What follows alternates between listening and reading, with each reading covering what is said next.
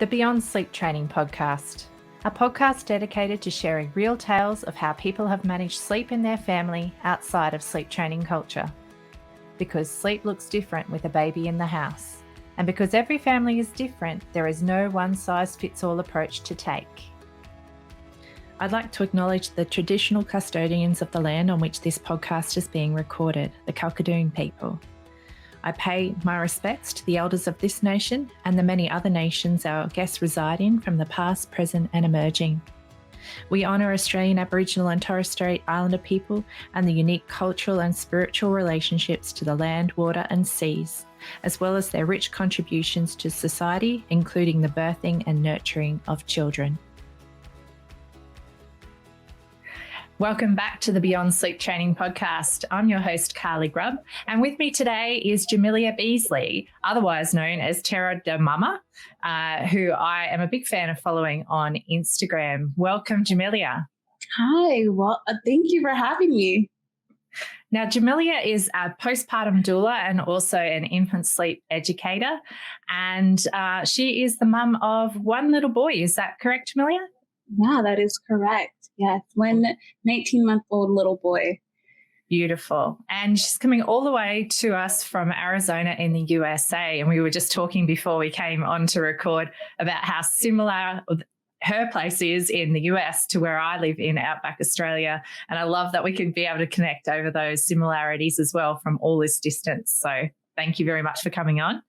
Now, thank you for having me. As we start the episode, I'm really curious to hear, and I love asking our guests this question, how did you think you were going to handle sleep with your baby before he arrived? Well, we thought we were just going to put him in a bassinet and he was just going to sleep 8, 6, 7 hours. And we didn't really think any much about infant sleep. We just kind of went in and we're just like, all right, we're going to come back from the hospital and we're just going to put him in the bassinet, and that is it. And that did not go as planned. As is so often the case for so many families, I believe. No, it's insane how it's often the case for so many families. Yes. And yeah, so we pretty much just, I guess what happened was we just did not really know a lot of information about infant sleep. So we were just so confused. We were, I think the first night from the hospital, it was just my son would wake up every 45 minutes and we're just like, what's going on? And then he'd make all these breathing sounds and noises. And we're just like, what is going on? So we would be up on Google at 3 a.m., just like trying to figure out what is going on. Like, is our son normal? Like, what are we doing wrong? Like, he should just be sleeping in the bassinet. And he just would not do it. And I unfortunately had a C-section, so I wasn't able to like nurse him in the bed or anything like that. And, I thought about like bed sharing and all that, but I was like, I don't know. I don't really feel comfortable with bed sharing. So we're just going to keep putting him in the bassinet. And then just my own intuition, I felt like, well, I feel like bed sharing is like normal and it's, one of the most normal or natural thing you can do as a mom is to bed share. And it's been around for thousands of years. So I was like, you know what? I feel like, maybe we could bed share once like I'm healed.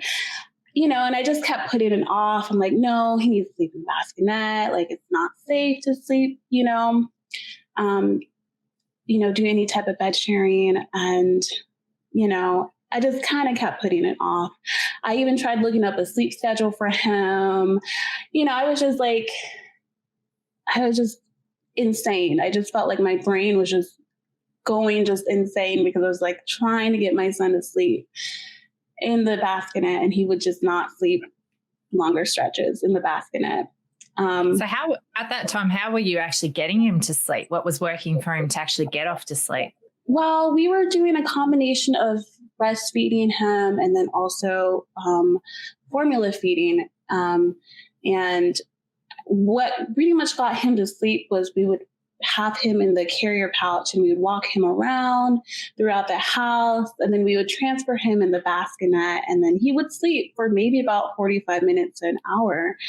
And then he would wake up. And then we would kind of have to redo all of that again and again and again. And I was just like, this is not working out. I'm like, this is not sustainable. This is not, this is not normal, And so I just, I would occasionally put him in our bed once I was able to kind of sit up and do other things without my partner.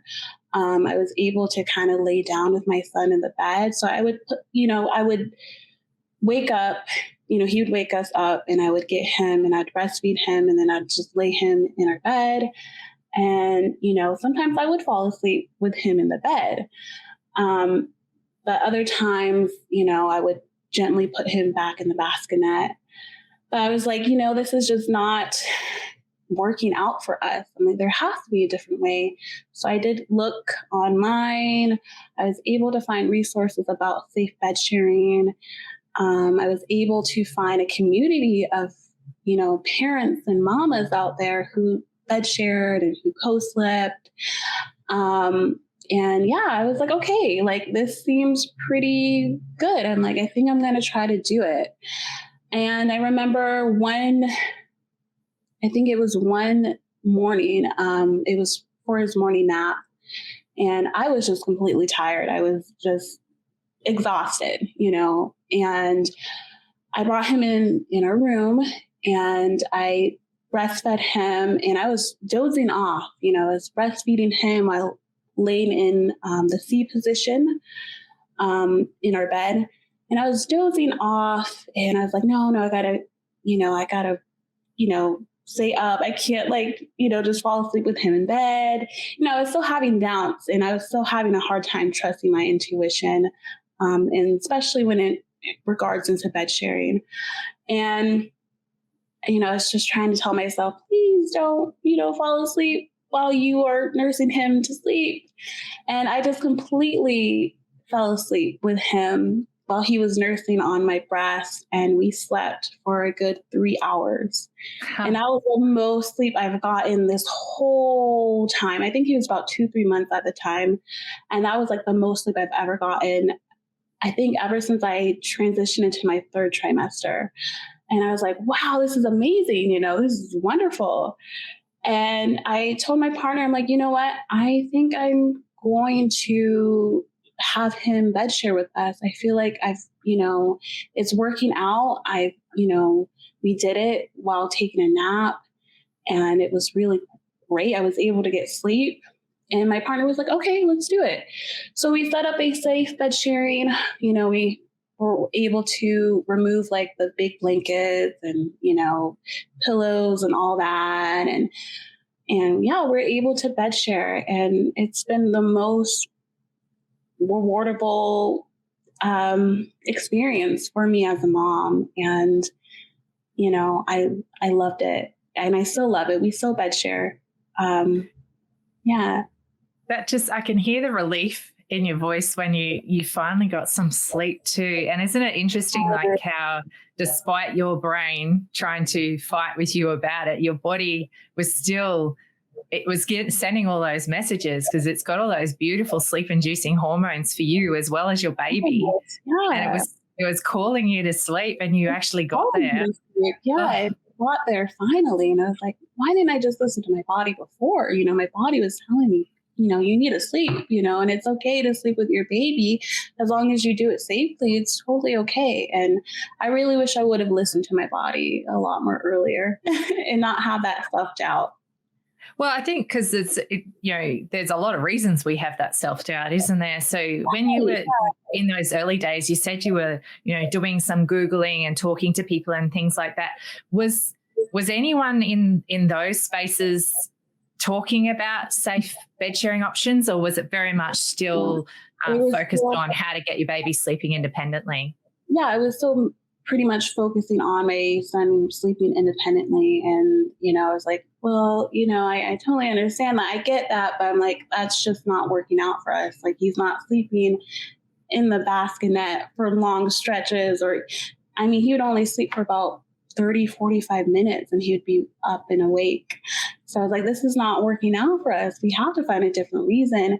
And all I would hear was just horrible advice. Like, if you put your baby in your bed, you're going to roll over your son, you're going to do this, you're going to harm your child, like all these, like, just really just horrible advice, in my opinion. And it didn't help me. It made me even more scared to put my son in our bed. And it took me, I think, about 3-4 months for me to finally turn off the light in our room while we bed share with our son. I could not sleep with the light on because I was so afraid. And I think I still had that message in my head that I would roll over onto my son, or, I'm harming him, Yeah. So it's just not helpful advice for a new mom. No. And that fear mongering runs deep. But I think in part of that too is that while they're at this messaging, they fail to understand the risks that are actually posed with trying to persevere with keeping your child in a separate space.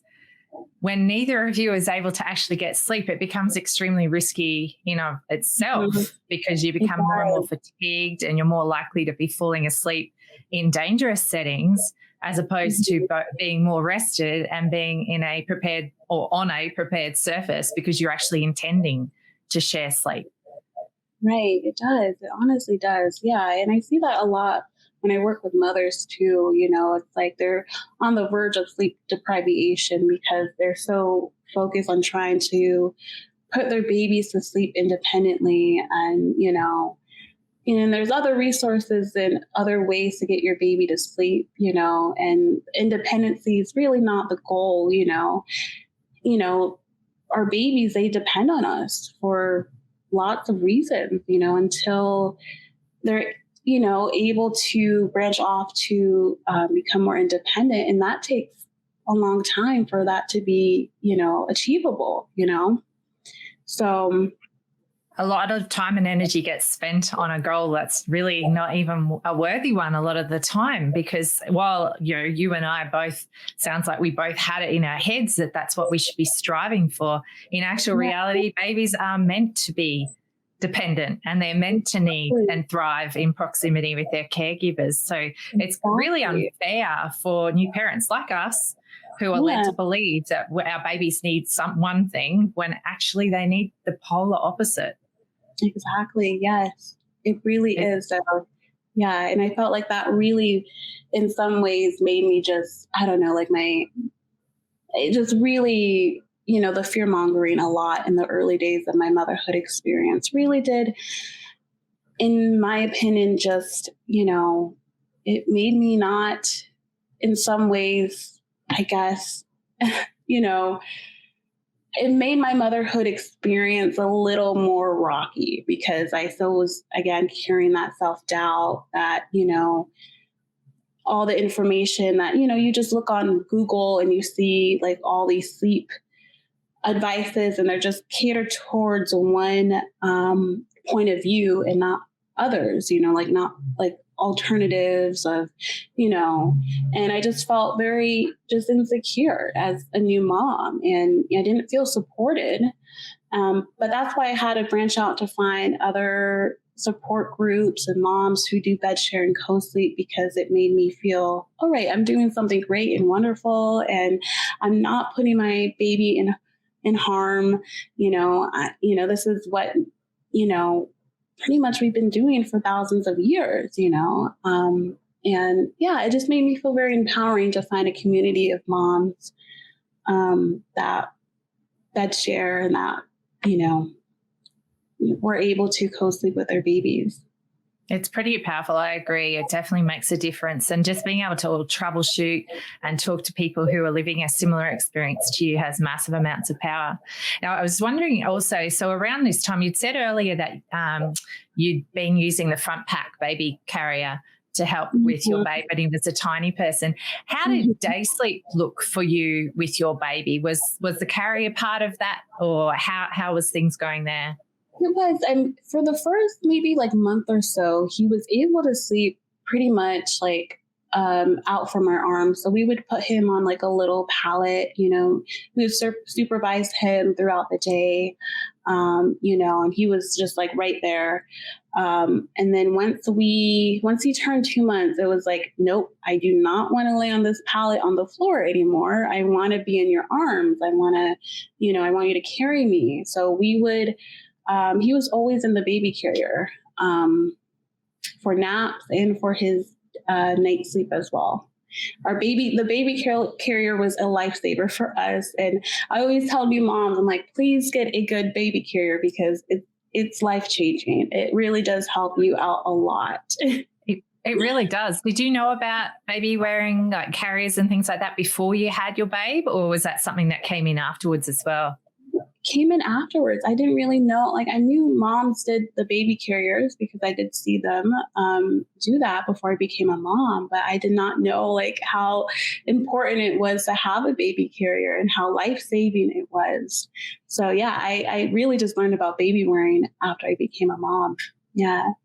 It's an amazing tool, and it's like one of those things that's like, if I feel like it's like they should be also teaching you that before you take your baby home or something like that. It's like gifting a new parent some baby wearing lessons or something to help them with the safety of it and whatnot, because wow, what a game changer it is. Even if they don't, use it all the time, you're bound to have stretches where your babe just needs that extra contact. And it makes the world of difference having two hands free. It really does make the world of difference having those two hands free to do what you need to do around the house or just even eating a meal, It's the difference. Yeah. And I really wish that they would have, they had those resources out for new moms, especially in the hospital, they don't really have that information out. And, it's like, man, like we could really use that information. And it also goes some way to also, there is messaging behind that too then as well, where it's like it helps people understand that their baby is going to need that closeness and that proximity, because here's a tool that actually helps you both to get your needs met. You can keep babe nice right here and still go about your day, because that's something I know for me as a first-time mum, it was really hard to navigate that. It's kind of like, okay, so how do I do anything now? Like I had a real koala baby as well, and he was permanently on me, and it took me a while. And it was actually a friend who introduced me to a stretchy wrap. It's like, okay, all right, we can do this thing now. Right. It helps out so much. Yes. And I hear a lot of moms who are just like, you know what? I'm not able to do much, but it's okay. I have my baby carrier. I can contact nap and I can walk around. I can cook dinner. I can do this, and my baby's just safely on my chest, laying down, asleep. And I'm just like, yes, that's great. That's wonderful, Yeah. And for people listening along too, if you are needing to investigate baby wearing, I think most cities around the world have sling libraries where you can actually go along and try out various different carriers, and they usually have people who are able to help fit them for you. And that way, if you can try them out before you buy, because I know people usually have a bit of a preference. Like I really like the buckle carriers. I really struggled to get the hang of wrapping, whereas my sister, she loved her wraps. Like she was amazing with her wrapping. And my sister-in-law prefers a ring sling. I could never get the hang of a ring sling, and it used to pull on my back. So I was the buckle carrier girl. But I think that's a good thing about those sling libraries as well. You actually get to try out different types to see what might work. And your baby actually usually has a preference as well. Did your baby have a preference? He did. He loved the buckle wrap where you buckle everything in and all that. He loved that. He didn't love the wraps either. And I had a difficult time with the wraps as well. I really wanted to be, the wraps and do the wraps, but I was just like, you know what? This is not like easy for me. So the buckle ones were very easy for me. I would just get it, put it on, put him in, buckle it all in, and we're ready to go, Yeah, I think that was me with wraps too. I think my baby actually didn't like them because I used to get frazzled. I couldn't do it quickly enough, or I'd get it wrong, and then I don't know. I found the buckles very convenient, but watching my sister with wraps, it's like, wow. Once you do get the hang of them, they're pretty impressive. So I think, for anyone who's at that stage of trying to work out baby wearing, I would highly recommend, if you've got, look it up on your community pages and things like that and ask, because you're probably going to find that you actually have a sling meet somewhere nearby, depending on COVID restrictions in different places as well. But I'm sure that there are options out there for you. So worth a check. Now, my next question for you was about, I've heard you've said we quite a few times, and I know you said you had your husband as well. So with your partner, how was he able to help or work with you and your babe when it came to sleep? Was there much that he was able to assist with? Oh, yeah, he helps out a lot, like a lot. I think we do 50-50, but like he helped out a lot, especially in the early days. He would, when we actually started bed sharing, he would walk around, and he still does this. He would get the baby carrier and calm our son down, and then he would bring our son into a room, gently bounce him, get him out of the baby carrier, and then he would hand him to me, and then I would breastfeed him to sleep. And we still do that. Yes. So what a beautiful way to calm baby down. That's beautiful. Right. Yeah. And we still do that with our son. He'll, either, because we still use the baby carrier with him, and he'll carry him around and put him to sleep, and he'll bring him in the room, and I, again, breastfeed him to sleep. And it's just a great teamwork for us. It has worked, and it's still working. Sounds like a fabulous pattern to be in, and that's that is one tool that I think that a lot of dads and partners find works really well for them is baby wearing, because that kind of contact is great for your connection and your relationship, especially if baby's breastfed, because sometimes we hear that when baby is breastfed that the partner can feel a little bit unsure about how they can settle the baby. So it's great to hear an example. Thank you for sharing that, because for people listening along, if you haven't tried that yet as well, it's a great tool. My husband was the king of the carrier. He has always rocked a carrier for it. And I have to say that there's something a little bit hot about seeing your husband all snuggled up with a baby in a carrier. I don't know about you, but that definitely was something I really loved. I really love that too. I'm just like, man, I'm like, whoa, I'm like madly in love with you even more, Yeah, I don't know. I'm glad it's not just me. I said that and I'm like, I don't know if I should have said that, but it's true. I did. I found it really attractive. It's really attractive. Yes, I love it. Like even now when he still does it, I'm just like, man, I love you so much. Like, yes, well, and you definitely, I definitely have a bit of a magnet for it when I see partners out and about too as well. Like every one time when I do see a papa out there, like wearing his baby, I'm like, oh man, that is hot right there. Yes, that's amazing. Definitely not alone then. Great. That's pretty good. Now tell me also, babe, when you said you were putting him into the separate surface, he was waking up within, the hour, a little bit longer maybe. Once you started having him in bed with you, did he's not wake as much, or was he still waking quite a lot, but because you were just able to like roll over, put him on, and he was back to sleep, was that the difference it made, or did he actually not wake as frequently? That was the difference that made. It was the fact that we were, sleeping in the same, sleep surface, but he would wake up. He would wake up from a cycle. He would, get my breast, and he would put it in his mouth, and he would just fall back to sleep. So self-service. I love it. I loved it. And I was like, wow, this is like amazing. Like, and I would be so completely unaware. I would just be like half asleep, and he would just like, it was like this weird like connection where it was just like, I would grab my boobs and I'd just be like half asleep, and I'd put it in his mouth, and he would just, The difference in fatigue is completely like mind-blowing, isn't it? Because, and it must be also for our babes as well, because the complete prompt response, like neither of you fully awakens. And Right, so yeah. usually the finding sleep, like getting back to sleep, is such a smooth transition on many occasions that the quality of sleep that you're getting just skyrockets, or it did for me. Is that how it felt for Really you? did for me. Yeah, I felt like I was on cloud nine any single time, I nursed him to sleep. And, sometimes I would be resisting sleep. I'm like, no, I'm not tired yet. I still have to do this. I still have to do that.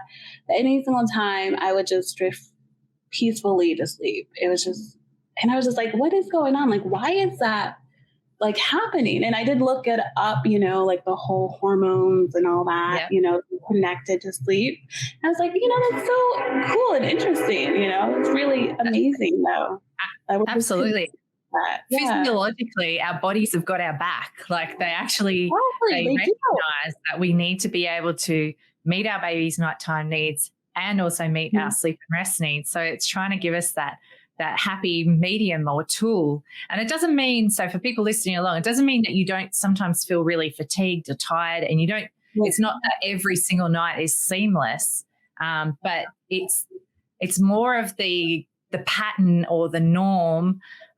It should be that those awakenings are reduced in their length, and the amount of energy you need to put out to be able to get your baby back to sleep is reduced. So it's that's the whole idea of it. Is that how you understand it too, Jamilia?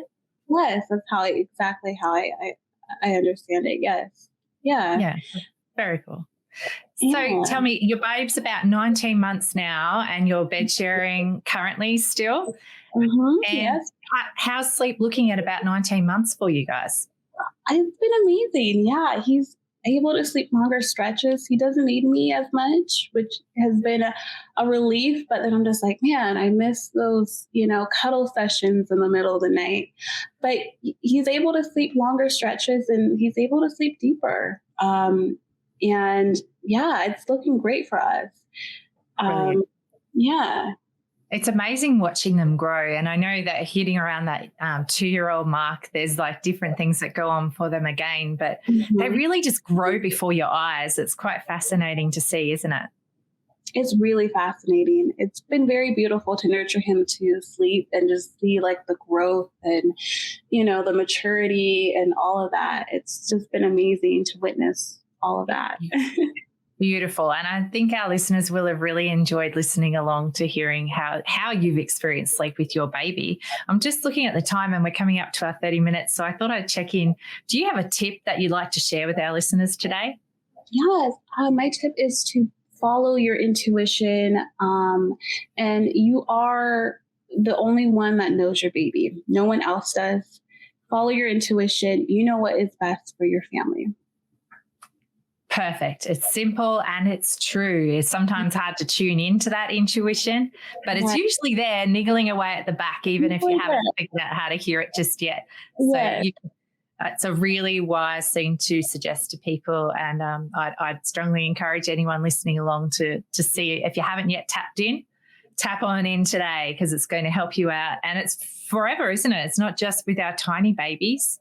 Your intuition is something that's worth listening to all our lives. So thanks so much for coming onto the show today, Jamilia. I'll make sure that we've dropped all of your links into our show notes so people can find Jamilia's work on Terra De Mama on Instagram, her website, and also Facebook.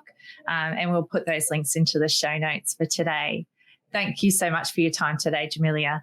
Thank you so much. I appreciate you for having me on here. I really hope you enjoyed the podcast today. The information we discussed was just that, information only. It is not specific advice. If you take any action following something you've heard from our show today, it is important to make sure you get professional advice about your unique situation before you proceed, whether that advice be legal, financial, accounting, medical, or any other advice. Please reach out to me if you do have any questions or if there's a topic you'd really like us to be covering. And if you know somebody who'd really benefit from listening to our podcast, please be sure to pass our name along. Also, check out our free peer support group, the Beyond Sleep Training Project, and our wonderful website, www.littlesparklers.org. If you'd like even more from the show, you can join us as a patron on Patreon, and you can find a link for that in our show notes. If listening's not really your jam, we also make sure we put full episode transcripts on our Little Sparklers website for you to also enjoy, and fully captioned YouTube videos as well on our Little Sparklers channel. So thanks again for listening today. We really enjoy bringing this podcast to you.